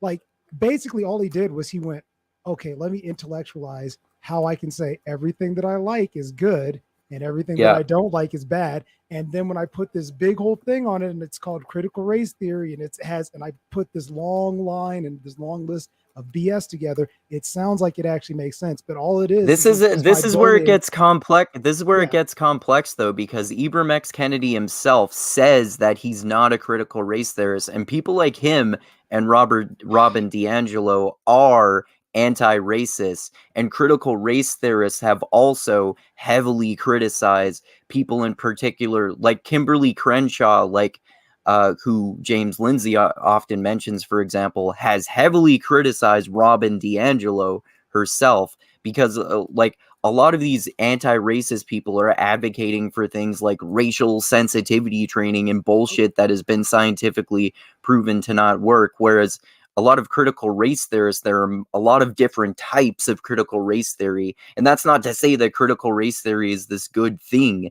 either, but a lot of it is more like trying to change laws, like redlining laws and stuff that lead to racially disproportionate outcomes, or like ending the drug war or something like that. But it's a problem when it gets closer to, and this is like the minority of critical race theorists too, but when they get more favorable to arguments like those of Ibram X. Kennedy and Robin DiAngelo, and basically it just being all about culture war shit and virtue signaling and stuff like that, and you're not even talking about how to actually change things for the oppressed people who you want to help. Yeah, that's trying to be king of the shit hill. Okay, that's everybody just has their different way, and then they just get mad because somebody else gets a little bit more money. I mean, that's like with the BLM thing where they have like $6 million homes and shit like that off of nothing but a BS concept, and then they just said like that was another form of trying to bludgeon people, and people are trying to figure out which is the best bludgeon, so they bludgeon each other with the same psychological bludgeon that they use with everybody else. It's become so good that you could even have a whole political career that's centered around it. Ask Kamala Harris. Yeah, exactly. Well, she's the ultimate hypocrite too, because she's put more black nonviolent drug offenders in prison than almost anyone. I mean, the only way I can really thread the needle, because on the one hand, I do understand what Andrew is saying from the maybe if I'm going to phrase it wrong, but from the more purist understanding of what these guys were getting at, right? And I also encounter my own personal problem of I know very clear cut what I'm trying to do as a practicing Christian, and I know I don't do it consistently, nor do I represent it consistently, and I see my own defects in that, right? So even if I'm trying to do it one for one, I'm not even able to do it, let alone if I wasn't trying to do it one for one, or so the only way I can thread a needle between like Andrew's position on that and then the obvious overlap, because at least there has to be at least some overlap to throw James Lindsay some sort of bone, is it just seems that if the person who's using these, they're just using them as tools. You know, if they're not. That's what he's doing. Well, we all do it to some extent, right? We just hope that we're doing it in a way that either is honest or consistent or informed or whatever, not hypocritical, whatever our individual standards are, right? Even though everyone is a hypocrite also, which is like it's good to avoid as much as possible still. Yes, we are all definitely hypocrites. But when you consider some people, I genuinely believe, and I mean, not to put us up on a pedestal, I don't think a person who doesn't care about hypocrisy, I don't think spends a lot of time just having intellectual conversations for fun with people across North America. You know, if that they may not be viewed by, you know, people or whatnot, right? It's not their jam. So I've encountered some of these kind of people who are just they want what they want and they know they deserve it. I've encountered some folk like that. And I think if you start thinking in that headspace, which is not my natural headspace, it's like you just grab whatever types of language are going to serve you at a given point in time. So that's how you can end up with these Frankenstein monsters of mismatched ideologies, because it's not, coherency is not the point. It's not what they value. They value the instrumentality of it all, right? The expediency of it. They Expediency. they value how fast they get a response and how people seem to acquiesce to their position without really thinking, because it's kind of like a blitzkrieg of the mind. It's like if people throw enough concepts at you and you don't have enough time to really think about all of them and it sounds reasonable, it's like a used car salesman thing. That's why they never want you to think about what they just said. They'll just be like, no, you got to buy it like right now. So they just do that intellectually, and then you'll go, okay, that sounds right. And especially if you're like prone to having like guilt, which a lot of conservative people are conscientious. So let's just be real. This is a great country. America is a great country where if you go, hey man, you guys have been racist, there's going to be a few people who go like, we've done things in the past, and people aren't immediately going to go like, you're full of shit. They'll go, hey, I think maybe you might be a little off, but nobody's going to be aggressive against that because we do know the history. And if you're being intellectually honest, there's a reason why somebody might feel that way. It's intellectually dishonest when you say that people that had absolutely nothing to do with slavery, you, I, or anybody else, never been a slave a day in my life. I was born in 88. Okay. So there's nobody here that's ever had any part of slavery, has never profited off of it, has never executed it, has never been a victim of it. So when you sit there and you say that we have a past, and it's like, okay, maybe there's a few ways that we look at people, but literally it is illegal to have slavery here. And if somebody finds out that you're trying to execute some kind of slavery, there are harsh punishments for that. So you just basically use whatever it is that you can to make people like, and that means you have a good society because people still have shame. But when you abuse the shame, what happens when people stop caring? That's what I dislike about it. And people can use the exact same, like you said, Frankenstein of ideas against people with their own Frankenstein ideas. That's just what we've got going on right now. Oh, I forgot I was muted. Yeah, I mean, I think that's what you were describing is like it basically can be true of any political ideology, and we see that across the political spectrum right now. I mean, as we always do.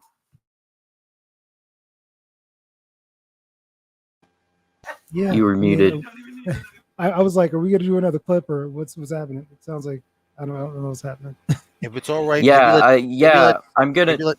If I may, sorry, maybe just finish off this clip and then maybe. I was thinking we could get to this atheism clip because it's shorter and that'll get us into a little bit more of a debate. I know, but I want to get into maybe not all of, but some of this 20-minute clip, like I said. So probably not all of it on God. But I just want to do the shorter clip first, if that's cool with you guys, even though it'll probably be more of a debate because I know we disagree more about that. Does that sound good? That sounds good. I'm gonna have to jet in maybe about 15 minutes. But, okay, but in general, maybe we won't get to much of the God one then. Yeah, but we've already kind of talked about that. Yeah, this time slot works for me. So we almost did this last week. So next week or the week after, we want to pick it up with the next set of clips. I'm game. But without further ado. All right, cool. I will go to this atheism one then.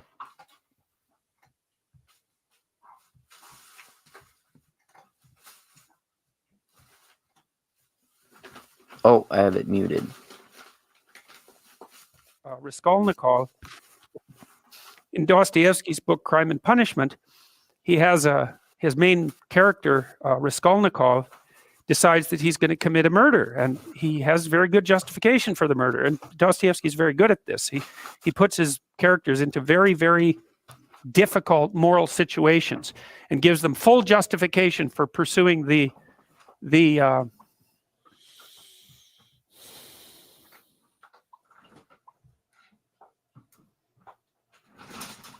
That's a long pause, Jordan. Pursuing the pathway that they're pursuing. And so Raskolnikov, he's broke and starving. He wants to go to law school. His sister's about to prostitute herself, roughly speaking, by marrying a guy that hates her, that she hates, and and he has contempt for her, at least acts in that manner. He's trying to rescue his mother as well, who's also in dire financial straits. He goes to a pawnbroker to pawn his meager possession so that he can continue to scrape by. And she has this niece, I believe it's her niece, that's not very bright, who she basically treats as a slave and is horrible to. And so the pawnbroker has this money. Raskolnikov is in dire need. He thinks, look, I'll just kill her, because why the hell not? I'll take her money. She's not doing any good with it anyways. I'll free her niece, who's just lurking as a slave. She's got all these other people tangled up in her pawnbroker schemes. All that'll happen is the world will be a better place. And the only thing that's holding me back is conventional moral cowardice.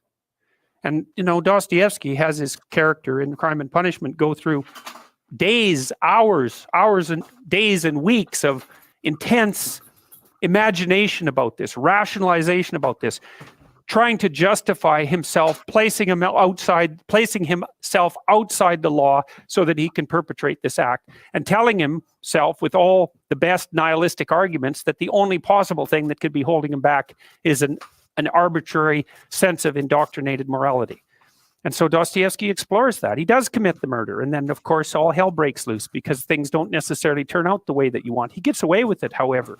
Well, he gets away with it technically because no one knows he did it. But he doesn't get away with it in relationship to his own conscience. And so the rest of the book explores that. Well, Dostoevsky, I believe it was in Crime and Punishment, although he makes the same point in many of his books, he makes a very fundamental point. And this is the kind of point that I think that people who haven't investigated these matters down this particular literary and philosophical pathway never grapple with. Dostoevsky said straightforwardly, if there's no God, so if there's no higher value, let's say, if there's no transcendent value, then you can do whatever you want. And that's the question that he's investigating. And you see, this is what... this is again, this is stupid, in my opinion. If there's no God, you can do anything you want. This is I know we've talked about this before, and of course that's the argument in Crime and Punishment. But I just think that it doesn't make sense, because it's assuming that the only alternative to God is nihilism. But obviously, as I was talking about before, there's a long tradition in philosophy of existentialism as an alternative to nihilism. And Nietzsche was more of an existentialist too. So this is why you don't... And in terms of morality too, in terms of feeling morally guilty about killing someone, we know also that we have psychologically evolved moral compasses. So most people are going to feel bad about killing someone regardless of their beliefs about any kind of God or lack thereof. That's why people who are belonging in literally any religion, or atheists or agnostics or anyone, feel guilty about killing someone. Guilty about murder, not killing. I think killing a member that's an alien outside your tribe, I don't know if that triggers the same. Yeah, something like war could be maybe that's easier, although people do get PTSD from war too. But if you're making that distinction with murder, I get what you're saying, and that would be more morally difficult to deal with and psychologically difficult to deal with. Yeah. Well, yeah, I mean, as a modern Western person, every person I meet is to some extent my brother and sister. I think we're the same species. Christianity, my mother's milk. It's like I'm not allowed to kill them. I don't see them as fundamentally different than me, right? I don't know how I would feel if I'm hopping off my Viking boat and they're a lesser form of human in some very basic way, and my whole culture is built around raiding. I don't know if it necessarily feels that bad to go there and start killing Britons, or there could be a cultural difference for sure. Yeah. But do you want to go first, Parker, with a response there to what Andrew said? Well, I think that Dostoevsky basically, he kind of agreed with what you were saying, because his moral compass didn't come from God. He went through with the murder anyway, and then felt incredibly bad about it. So it was almost like God existed and gave punishment even without the acknowledgement of his existence. So it was almost like the punishment that happened afterwards was even deeper than being caught by anybody in the human realm. It was the constant plague of having that weight on his mind. And that was almost like the punishment of God itself. So it was like, even if you try to deny God, then eventually even your own guilt will crush you underneath it. So maybe that was the point of going against atheism, because it was like you deny God and you went against God, yet somehow here you are still suffering the consequences, even though you had no belief in it. I think that- what he means. Let me say this really Go quickly. ahead, I think go what ahead. he means is, if to act as a proper atheist in that respect, what that he should have been able to convince himself, if I decide I shouldn't feel guilty, then I don't have to feel guilty. Correct. So No, that's stupid. No, that doesn't make sense. Like, being an atheist doesn't mean you can convince yourself to not feel guilty about killing someone. then That's who's in charge of how ridiculous. you If feel? you're an atheist, it doesn't. That almost assumes that you're implying like I can rationally control my thoughts, like this militant atheist mindset where rationalism can just solve all the world's problems. But no, like most atheists, or at least obviously it's possible because I am one, and plenty of people across the world are like this, would not try to convince themselves to not feel guilty about killing someone just because they're an atheist. That doesn't make sense. Well, I think you're talking about two different types of atheism then. Because like when he says that line about without God you can just do whatever you want. It's like, for instance, like if a leftist identifies as an atheist, but you can't trespass against the God. Like you can't be against diversity. You're not allowed to do that. Like that's, you can do whatever you want to your, in your own personal life, and you have all your liberal freedoms, but you can't go against diversity. There are always these things that they hold up as the things you're not allowed to trespass against. Whereas, But that's just the argument that that I've heard him make before, which I also think is dumb, which is worship some kind of God because they have one foot, everyone has some sort of moral higher good or higher thing that they're pursuing. But that's just doing fancy word tricks to label anything you want as God. Obviously, a lot of people don't define it that way. But at the same time, you can look at something like worshiping diversity as a religious impulse for sure. But that doesn't mean that believing in God that believing in God and atheism are different things from political ideology. Like literally believing in diversity itself is different from what most people mean by a God, or like the Christian sense of a God or anything like that. Well, I mean, what controls the mechanism to have guilt if there is nothing that's automatically like, it's not like God controls that. I'm not saying that it's necessarily God, but it's just kind of like, I mean, if you don't believe that it's God, then where do you believe it comes from? Evolution. You think it was just we evolved to just have a moral compass and that's why it exists? Yeah, but I think like we evolved to get similarly to why religion. It's similar to why religion has some utility. Similarly to how we still have religions, because through the cultural evolution through group selection, religions have survived because they bound societies together. It's similar with our moral compass. We evolved moral compasses because like through the process of evolution, it became more useful to be able to feel guilty about killing someone, because maybe if you, or like this specifically what Shane was talking about in terms of something like murder, if you kill some members of your own tribe, then eventually you're not going to have enough people to defend defend your territory or things like that. And if you want to build a society or a civilization, it makes sense to not go around killing and raping each other. And that's why we eventually form laws or something like that. I know like someone like an anarcho-capitalist would disagree with that, but I'm not making the type of Thomas Hobbes argument that we naturally have inborn laws or anything like that either. But yeah, that's what I'm saying. Okay, if it comes from evolution, though, what role does your conscience, like your consciousness, play in it? Because I can evolve this disposition towards something, but if it's just from evolution, then my reaction to my situation or me manifesting any form of consciousness doesn't fit in that system. And this is kind of How? where Brett won. Well, because if I'm aware, like evolution could give me this predisposition, but do I have a choice in reacting to it? Like, can I choose to reject my disposition, or am I just stuck with it? Like, what? Like, if it's only evolution, then I'm given a way I am, and I don't play a role in determining. I'm not making like a deterministic argument, and I'm not necessarily saying that we don't have free will. Like evolution itself is not necessarily deterministic.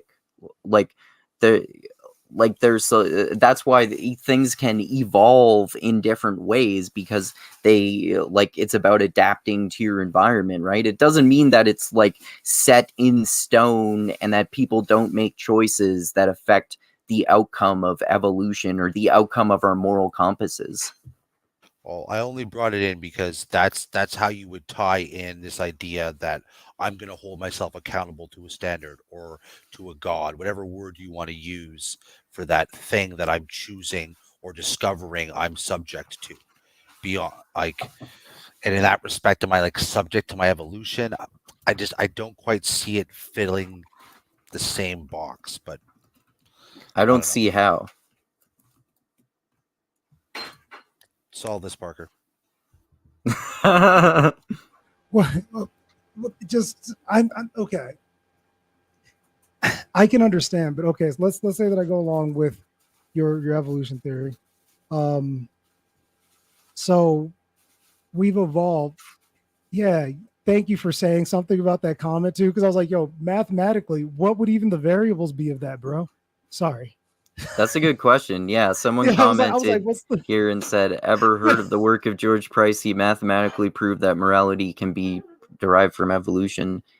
I'm not that's not the type of argument that I'm making, though. I'm not saying you can mathematically prove it, though. I'm just talking about, evolution and group selection, or not necessarily group selection, but, just evolving a moral compass because it's useful for human societies in the same way that religions are useful for human societies. Like I said, that threw me off for a second, because I was just trying to even figure out what that was. But I'll say this much. Okay, so I'll go along on the thought path with you that we were evolved to have like a moralistic kind of view. Why would our evolution allow us to work together? And why, if we were evolved beyond just that of religion, why is it that most societies that last the longest are centered around a religion? Because we have tried to do societies that weren't centered around religion. The Soviet Union comes to mind, and I mean, China's still doing the experiment, but we'll see how that goes. Like I said, most nations that last the longest, I mean, if we look at Middle Eastern nations, if you look at any nation that's lasted beyond like a lifetime, anything beyond 80 years, it's usually got some kind of religious backing on it. So if that's a universal, and we were evolved, it's not necessarily universal, but it might be extremely common. Okay, well, okay, fine then. It's extremely common. If it's extremely common, why does that seem to be a propensity? Well, what's the evolutionary advantage of having a propensity of to go towards a religious bent? Well, we know that, right? Because it helps bound societies together and become more functioning societies. Well, I mean, but you're an atheist, so what else do we have to bind us if it's not the religious thought? Well, like I said, all of these different rituals and cultural practices, and getting sense of community. Like I get a sense of community from my friends, like you guys, and and having conversations, and hanging out with my other friends who have nothing to do with podcasts too, of course. And like psychedelics as a replacement for something like religious rituals, and it's part of why I like smoke weed and meditate, and I'm Well, would you religious say about working out and reading and learning, and having these sorts of things that are kind of like replacements for the practices of religion. And that's why like people in functioning societies can get these sorts of things that you can get out of religion in a wide variety of different ways. That's why they can come from a lot of different religions and similar things. That's why prayer and meditation are really similar. For example, people can get similar benefits from both because they're really similar practices.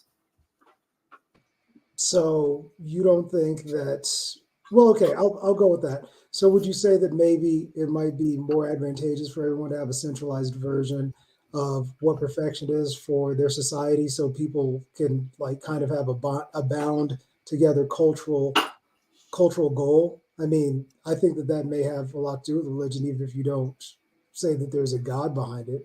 I mean, would you at least Yeah, give no, some I kind of think I credence to that? think the I think to an extent that should be true, but at least to a minimal extent. But like you were saying too, I don't think that necessarily has anything to do with God, or gives me a reason to believe in God, and it doesn't disprove atheism or anything like that. Hmm. I mean, I have a feeling, I can already feel like where this conversation is going to go. We'll just hit a wall where we'll just kind of like miss each other with what we're trying to get. But I feel you. I get what you mean. Um, I don't know if you could say that it's an evolution to evolve the morals that we have, because I would also say like it all comes down to the stories that we tell ourselves from the get go, like from childhood to now.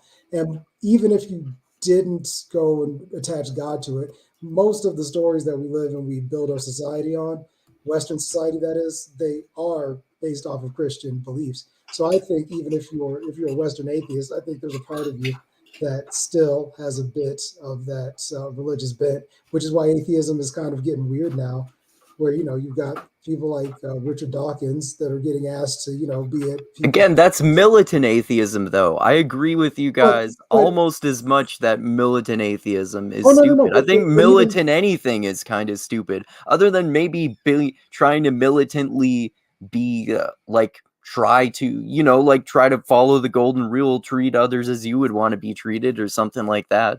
Those are well, called I mean, Christians. That came before Christianity, though. A lot of what Christianity is about preceded Christianity, which is why I think that religion in general has been useful for benefiting societies. But yeah, too, like also our Western culture has been highly influenced by Christianity. Christianity too. I agree with that, but that doesn't mean I have to be Christian.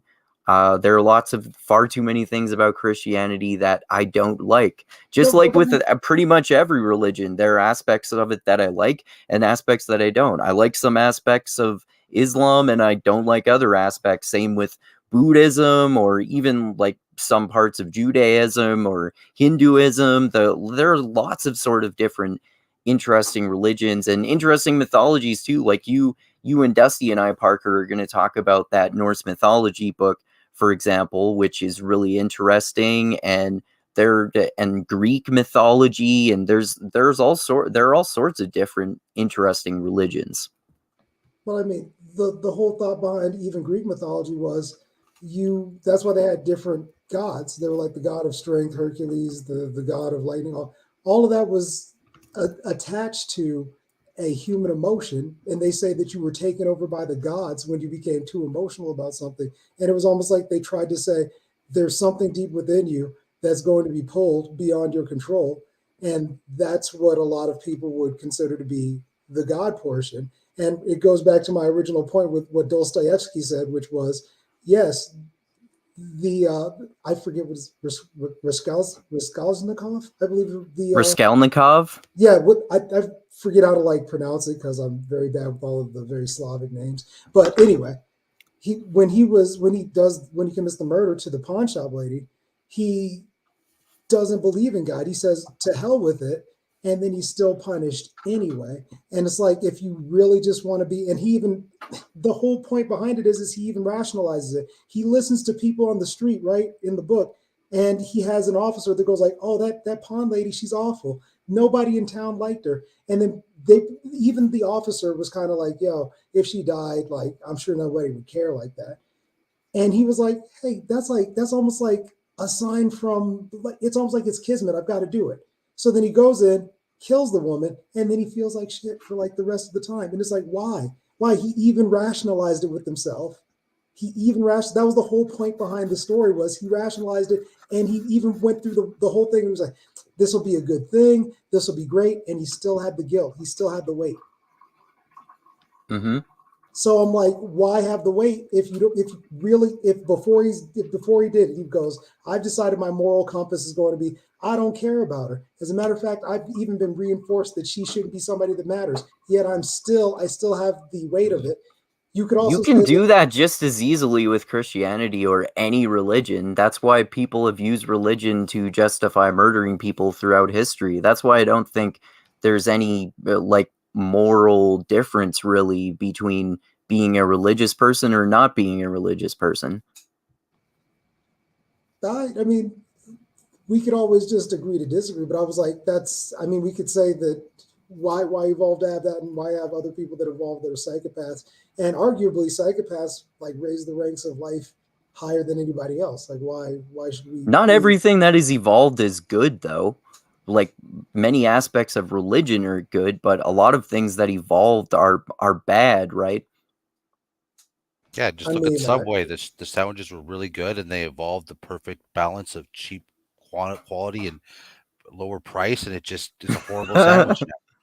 You know, like there's and as I told I think Parker, but I'm not sure if I told you, Shane, recently, I just had this random question because I watched a documentary about fast food restaurants, and they were talking about how Subway cloaks their food in a food halo just as much as McDonald's does. So I wondered if a Big Mac is actually healthier than a sub from Subway, and I found out that studies have actually been done on this, and a Big Mac is actually healthier than a sub from Subway. That's funny. Yeah. Well, as soon as they started messing around with not having real bread, I was like, yo, I'm done. And also, Jared, I never trusted him from the start, man. I saw something in the eyes, bro. You can't trust somebody that's selling you sandwiches that look like that. I like this. That person in the comments said this that I like. I'll never forget in 2012 Reason Rally when Richard Dawkins proclaimed to mock religious people. That was the day I recognized and dropped militant atheism. Good for you. Yeah, it's not good to be part of a group that is all about mocking people. Just like how these like crazy SGWs who we were talking about, that's like not a good group to be a part of too, because like we were talking about how their political ideology has similar aspects to religion in some way, but people have talked about this before, like how John McWhorter has talked about this, about how they don't have the idea of redemption in their worldview. You can't be redeemed for doing something wrong, which is supposed to be a main aspect of Christianity and other religions. Well, that's why they have to live in like a Tarantino world, you know, where like a Tarantino movie, it's like, I've had this crazy evil trespassed against me. So when I go out and chop you up with a sword or burn you alive in your own house, it's like, this is awesome. You're so happy that I'm killing this person watching it, right? And that's why these modern persecutors, they have to be like the victim doing the persecuting, because that way they can be as vicious as they need to be, but they're defending some poor victim, probably themselves.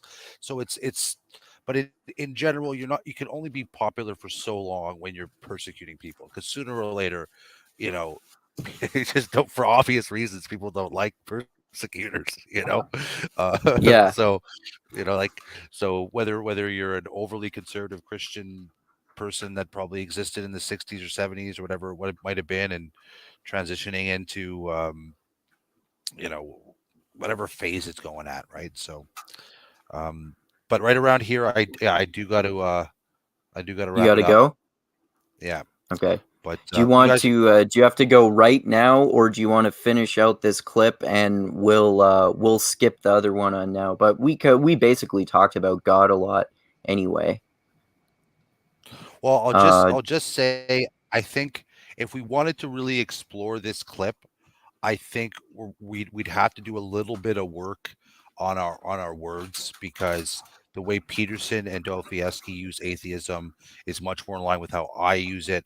I'm not using it the way you're using it at all. This is why you and I have gone back, had a lot of conflict on this point. So we're using these words.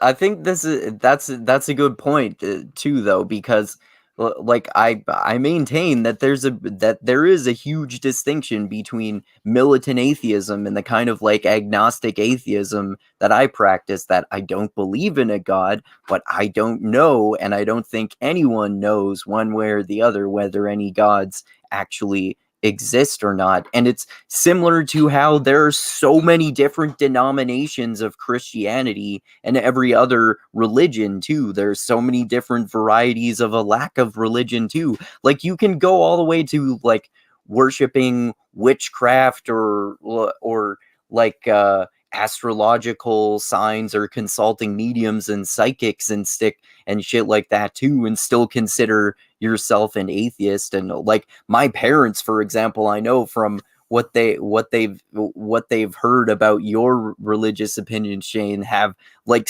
my mom in particular disagrees with some of your religious opinions even more than I do, even though she's a Christian and I'm not. So yeah, people have very different ways of approaching their ideologies. Well, yes, these words are trying to capture very complex, interconnected patterns, like in different facets of them. So it's again, like, I mean, I'm part of, to keep things enjoyable and just as a general idea, I'm pretty easy, but it's easy to fall off the rails, and it's easy to just spin your wheels, let's say. And I think with this particular topic, so it's I don't know. We can think about that, but I think we might have to decide to either use brand new placeholder words, or have multiple definitions for the same words. But I think that's where a lot of this comes in, because it's like, if you look at the intention of what he's trying to capture in that, is he's basically trying to say that.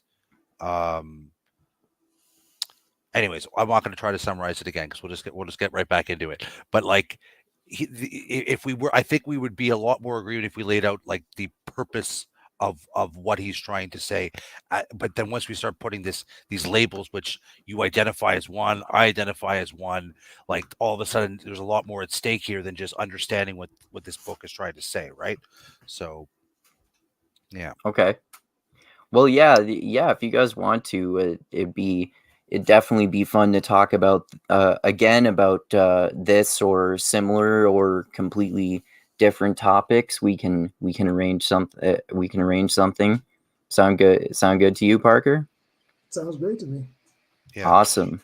Yeah, I'll try. Awesome. Maybe I'll just try to stick to a routine of maybe every second Thursday, if you guys are down. Yeah, that'd be cool with me, man. Yeah. And if we haven't done it for 2, we'll 100% do it on the 3rd. Because it's just more easy. I'm really into this whole, I have a 9 to 5, let's get the benefit of it thing. So yeah, for sure, man. Yeah, all right. Cool. All right, God bless, guys. Thanks. All right. Thanks a lot, man. Always good to talk. Yeah, thanks everyone for watching. Click that like button, subscribe to the channel, click the bell to be notified when I come out with new videos. Going to talk about that new Batman movie soon. Check out that video I did yesterday about CBC comparing the Freedom Convoy people to terrorists. And Oh yeah, check out my Patreon page. Link is in the description of the video as always. And like I always say, I love you all. Keep being the tiny beam of light that shines through the almost impenetrable darkness in the universe. And most importantly, always remember this: the funk cures all, and groove is in the heart. And psychedelics are awesome, and people can be good people, and you can have a lot in common with them and be friends and want their lives to be better, regardless of what your political or religious ideology is, as long as you have the shared understanding that we can agree. We don't have to agree about things to understand that we are both people and trying to live good lives. All right. Anything else you guys want to say before we end it there? I was at the Freedom Convoy for many hours, and it was one of the most hippie, positive, let's come together vibes I've ever experienced. And I've been at mosh pit concerts. I've been at hippie commune bake sale things. I've lived on a freaking commune for a while. So I mean, like, come on, like, anyways, that's all I gotta say about that. Oh yeah, and Christ is risen. Sounds pretty dangerous. All right. Well, if you got anything, Parker? If anybody wants to hit me up, just follow me on Instagram at _Afropsychonaut. It's not spelled the way they've got it. It's got a GH and in between the AU and the T. But yeah, anyway, that's all I've got. Yep. All right. Thanks a lot. Thanks a lot again, guys. And thanks again, everyone, for watching. And adios until next time.